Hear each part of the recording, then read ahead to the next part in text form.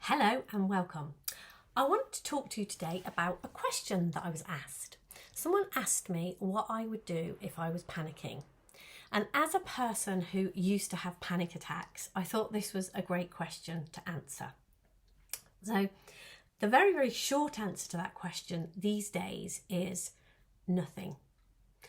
When I used to have panic attacks, I used to absolutely hate the feeling that I would be in. My palms would sweat, my heart would beat fast. It would feel as if there was something very, very much physically wrong with me, as well as, it didn't feel like it could possibly be something that was just to do with my mind. And when the panic attack was over, it would leave me vigilant, watching to make sure that wouldn't happen again. And the surest way to not have another panic attack is to live in high alert and vigilance that won't happen again.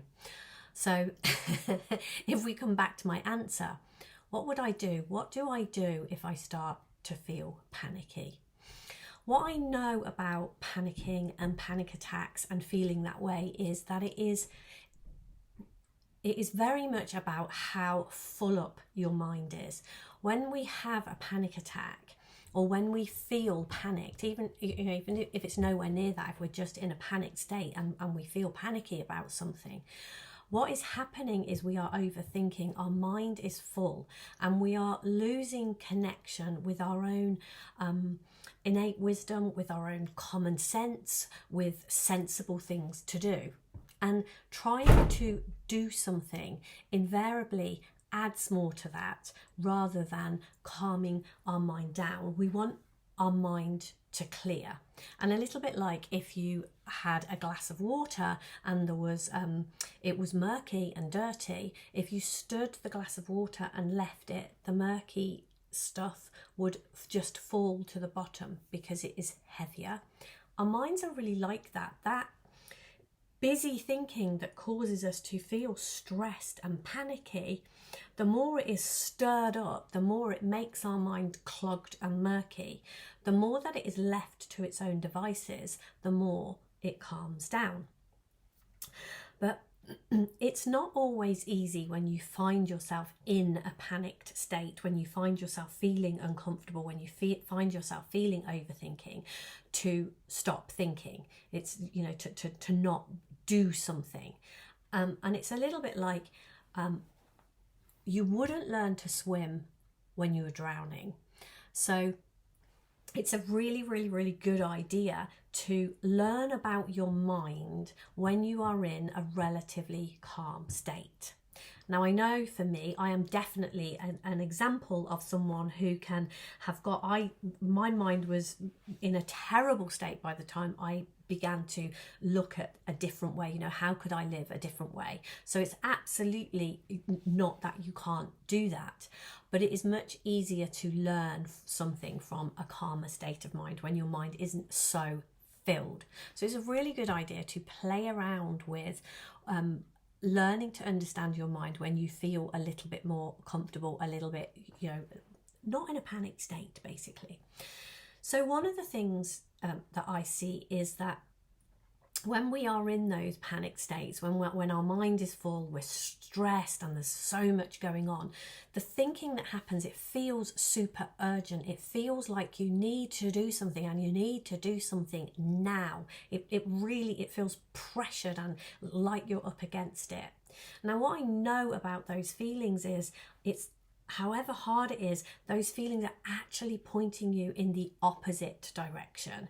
The more urgent and panicked and stressed you feel, the less you should take notice of the thinking that you're having in those moments. And a really, really great thing to play around with is questioning the thinking that you're having. If you're aware of what the thoughts are, look at what those thoughts are and actually ask yourself the question, is this thought true? Is this thing that I believe is going to happen? Is this terrible thing, whatever it is this thought a true thought? And be open to what arises. And irrelevant of what arises there, the next question to ask yourself is, how would I feel? Who would I be if I couldn't have this thought?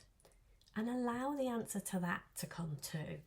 Because what that opens you up to and shows you is that freedom lies in thinking something different.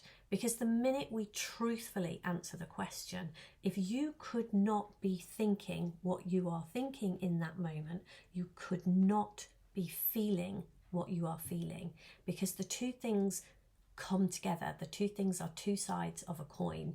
You cannot have one without the other. It would not be possible to feel stressed and panicked if you weren't thinking what you were thinking. So that's a great thing to begin to see.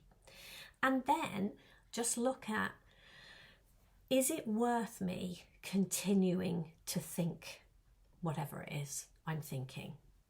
Now, nobody is going to make you stop thinking whatever it is you're thinking. This isn't about force, because that's pointless too.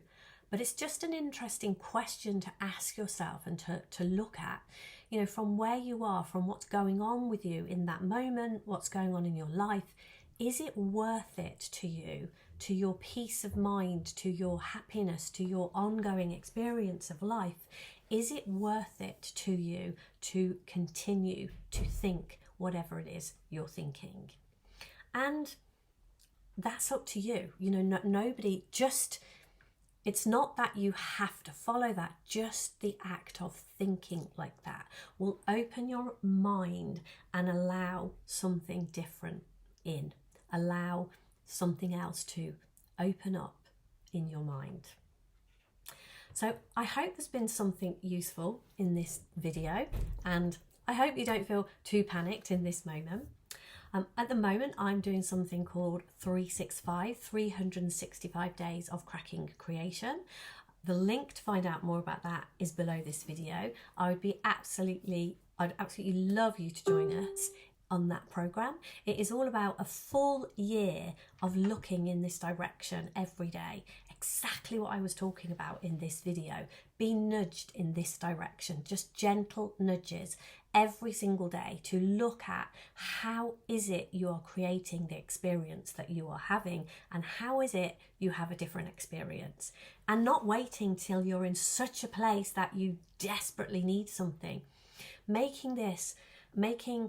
Opening up your mind and seeing something different, your spiritual journey, your whole way of life. So that's what 365 days of cracking creation is. And we also have live calls, which are amazing fun. So do check out the link below.